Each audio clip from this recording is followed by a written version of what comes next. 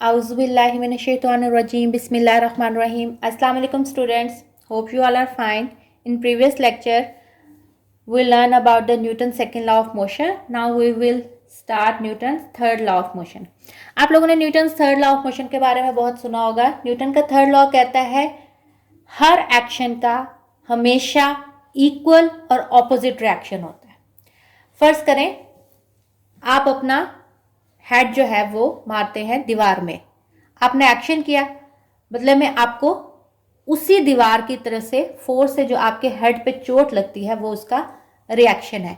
जितनी जोर से आप सर मारेंगे उतना ही रिएक्शन, यानी उतना ही आपको जोर से दीवार का वो लगेगा और आपको पेन होगी. तो हर एक्शन का इक्वल और ऑपोजिट रिएक्शन होता है. दूसरे लफ्जों में आप देखें, एक बुक जो है वो टेबल पे पड़ी है, ठीक है. अब इसका वेट जो है वो नीचे डाउनवर्ड डायरेक्शन में एक्ट कर रहा है और उसके नतीजे में जो इसकी रिजल्टेंट फोर्स है, जो रिएक्शन फोर्स है, वो उसको बुक को ऊपर रखने में ऊपर की तरफ एक्ट करेगी. वेट जो है उसका डाउनवर्ड एक्ट करेगा और जो रिजल्टेंट फोर्स है वो ऊपर की तरफ एक्ट करेगी. और एक बात याद रखें, एक्शन और रिएक्शन हमेशा दो डिफरेंट बॉडीज में होता है. जैसे मैंने अभी आपको हेड अगर स्ट्राइक करने की बात की है दीवार में, तो एक आपका हेड है बॉडी और एक दीवार है. तो एक्शन और रिएक्शन हमेशा दो डिफरेंट बॉडी पे होगा. आप जिस फोर्स से उसको कर रहे हैं वो एक्शन फोर्स है और जो रिएक्शन आ रहा है उसका, यानी जो आपको जितना उससे दीवार लग रही है और आपको पेन हो रही है, वो उसकी रिएक्शन फोर्स है. इसी तरह वेट, जिस ये बुक पड़ी है टेबल पे, तो वेट जो है वो इसकी एक्शन फोर्स है और रिएक्शन के तौर पे, रिजल्टेंट के तौर पे ये बुक इसके ऊपर खड़ी हुई है, तो ये क्या है, इसकी रिएक्शन फोर्स. ठीक है, अब हम इसको स्टडी करते हैं.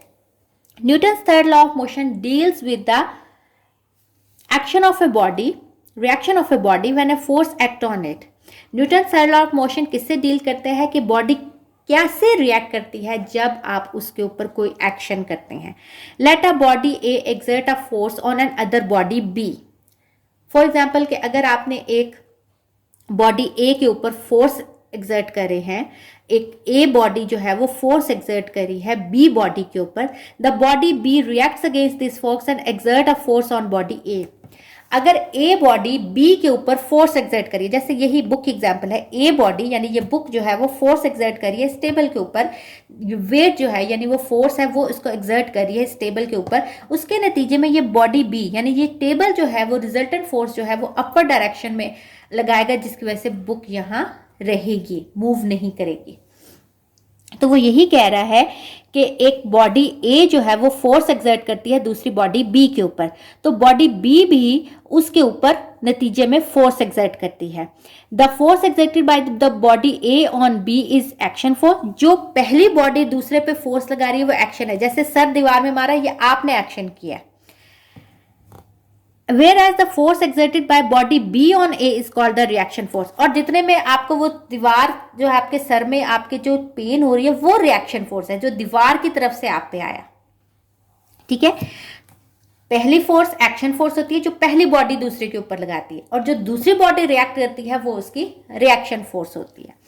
तो न्यूटन्स का थर्ड लॉ क्या कहता है, to every action there is always an equal but opposite reaction. हर एक्शन का इक्वल लेकिन ऑपोजिट रिएक्शन होता है. तो इसमें से आपने इसकी स्टेटमेंट करनी है और आपने इसकी ये एक्सप्लेनेशन करनी है जिसमें आपने एक्शन फोर्स के बारे में बताना है और रिएक्शन फोर्स के बारे में बताना है. तो ये आपने पूरा पैराग्राफ इसके एक्सप्लेनेशन में करना है, पहले ये करना है. और एग्जाम्पल इसमें 2-3 दी हुई है, मैं आपको पढ़ाऊंगी सारी, लेकिन आप इसमें से एक या दो याद कर सकते हैं. पहली एग्जाम्पल हम पढ़ते हैं. According to this law, action is always accompanied by a reaction force and the two forces just always be equal and opposite. यही जो मैंने अभी बताया कि इसके लॉ के मुताबिक एक्शन जो है के साथ हमेशा रिएक्शन होता है और हमेशा ऑपोजिट डायरेक्शन में होता है. ठीक है, जैसे इसका वेट नीचे जा रहा है और रिजल्टेंट फोर्स ऊपर एक्ट कर रही है और हमेशा इक्वल होता है. जैसे मैंने भी बताया, जितनी जोर से आप अपना हेड स्ट्राइक करेंगे उतनी ही आपको पेन होगी. जितनी जोर से आप बॉल थ्रो करेंगे उतना ही वो आगे मूव करेगी. ठीक है, note that action and reaction forces act on different body. मैंने अभी आपको ये बात बताई कि याद रखें एक्शन और रिएक्शन हमेशा एक बॉडी पे नहीं होता बल्कि दो मुख्तलिफ बॉडी पे होता है। एक बॉडी एक्शन करती है और दूसरी बॉडी रिएक्शन करती है। अब इसके एग्जाम्पल पढ़ते हैं ताकि आपको थोड़ा सा और क्लियर हो। Consider book laying on a table, the weight of the table is acting on the table in the downward direction, this is the action. अभी मैंने बताया कि ये बुक टेबल पे पड़ी है, इसका वेट जो है वो डाउनवर्ड डायरेक्शन में एक्ट कर रहा है, तो इसका मतलब ये एक्शन है।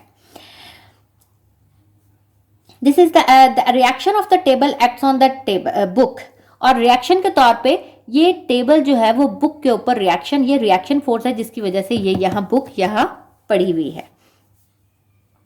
आगे वो इन द अपवर्ड डायरेक्शन, और हमेशा रिएक्शन फोर्स अपवर्ड डायरेक्शन में है और एक्शन फोर्स उसकी नीचे, ये इस केस में है। दूसरा एग्जांपल है when take an air filled balloon, एक बैलून लें उसमें हवा भरें, when the balloon is set free the air inside it rushes out and the balloon moves forward. जब आप उसको छोड़ेंगे तो उसके अंदर जो आपने हवा भरी हुई है वो बाहर निकलेगी और जिसकी वजह से बैलून जो है वो ऊपर जाएगा। जैसे ही आप उसको छोड़ेंगे वो ऐसे ऐसे करके मूव करेगा।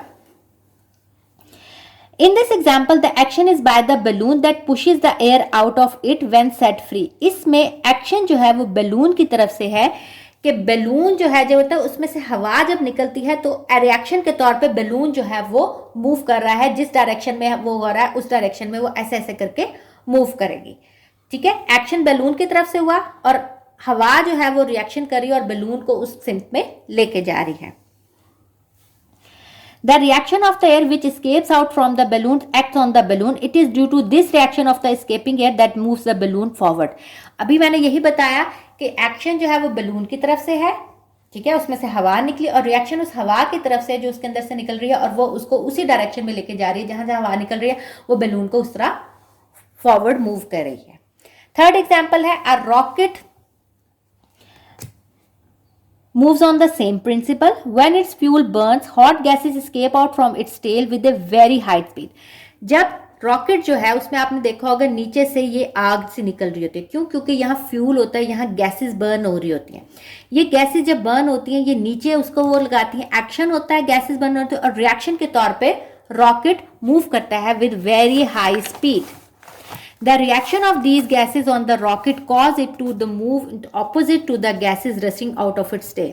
ये बैलून की तरह ही है। देखिए गैसेस जो है वो उसकी नीचे की तरफ निकलेंगी, हॉट होके वो नीचे की तरफ, और जिसके नतीजे में बैलून जो है वो अपवर्ड मूव करेगा। इस तरह रॉकेट जो है वो अपवर्ड मूव करे। इसी तरह बैलून में था, हवा इस रुख निकल रही थी और बैलून इधर को मूव कर रहा था। ठीक है, तो इसमें समराइज अगर हम इसको करें तो वो यही है कि हर एक्शन का एक रिएक्शन होता है, और ये बात याद रखें दो मुख्तलिफ बॉडीज में होता है। एक्शन एक बॉडी करती है, रिएक्शन दूसरी बॉडी में होता है। इक्वल होता है, जितना एक्शन होगा उतना रिएक्शन होगा, और ऑपोजिट डायरेक्शन में होता है। अगर एक्शन अपवर्ड में है तो रिएक्शन डाउनवर्ड में होगा, और अगर एक्शन डाउनवर्ड में है तो रिएक्शन अपवर्ड में होगा। जैसे हमने बुक की एग्जाम्पल ली, इसमें ये एक्शन नीचे की तरफ यानी वेट नीचे की तरफ में है तो ये ऊपर की तरफ बुक यहाँ स्टेबल है।